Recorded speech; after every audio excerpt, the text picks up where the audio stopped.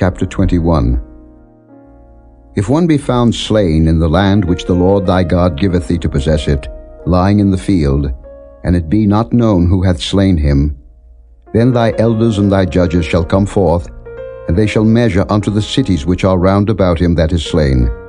And it shall be that the city which is next unto the slain man, even the elders of that city shall take an heifer, which hath not been wrought with, and which hath not drawn in the yoke. And the elders of that city shall bring down the heifer unto a rough valley, which is neither eared nor sown, and shall strike off the heifer's neck there in the valley. And the priests, the sons of Levi, shall come near, for them the Lord thy God hath chosen to minister unto him, and to bless in the name of the Lord.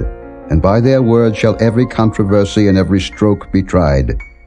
And all the elders of that city, that are next unto the slain man, shall wash their hands over the heifer that is beheaded in the valley. And they shall answer and say, Our hands have not shed this blood, neither have our eyes seen it. Be merciful, O Lord, unto thy people Israel, whom thou hast redeemed, and lay not innocent blood unto thy people of Israel's charge, and the blood shall be forgiven them. So shalt thou put away the guilt of innocent blood from among you, when thou shalt do that which is right in the sight of the Lord.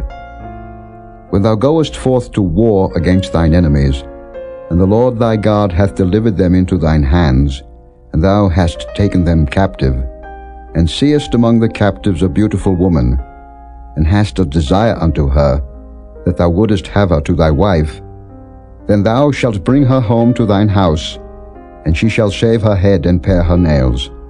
And she shall put the raiment of her captivity from off her, and shall remain in thine house, and bewail her father and her mother a full month. And after that thou shalt go in unto her, and be her husband, and she shall be thy wife. And it shall be, if thou have no delight in her, then thou shalt let her go whither she will, but thou shalt not sell her at all for money. Thou shalt not make merchandise of her, because thou hast humbled her. If a man have two wives, one beloved and another hated, and they have borne him children, both the beloved and the hated, and if the firstborn son be hers that was hated, then it shall be, when he maketh his sons to inherit that which he hath, that he may not make the son of the beloved firstborn before the son of the hated, which is indeed the firstborn. But he shall acknowledge the son of the hated for the firstborn, by giving him a double portion of all that he hath. For he is the beginning of his strength, the right of the firstborn is his. If a man have a stubborn and rebellious son, which will not obey the voice of his father, or the voice of his mother, and that when they have chastened him will not hearken unto them, then shall his father and his mother lay hold on him, and bring him out unto the elders of his city, and unto the gate of his place.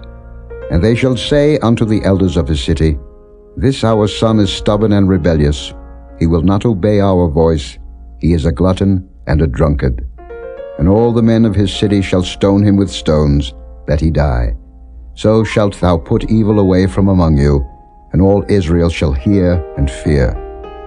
And if a man have committed a sin worthy of death, and he be to be put to death, and thou hang him on a tree, his body shall not remain all night upon the tree, but thou shalt in any wise bury him that day.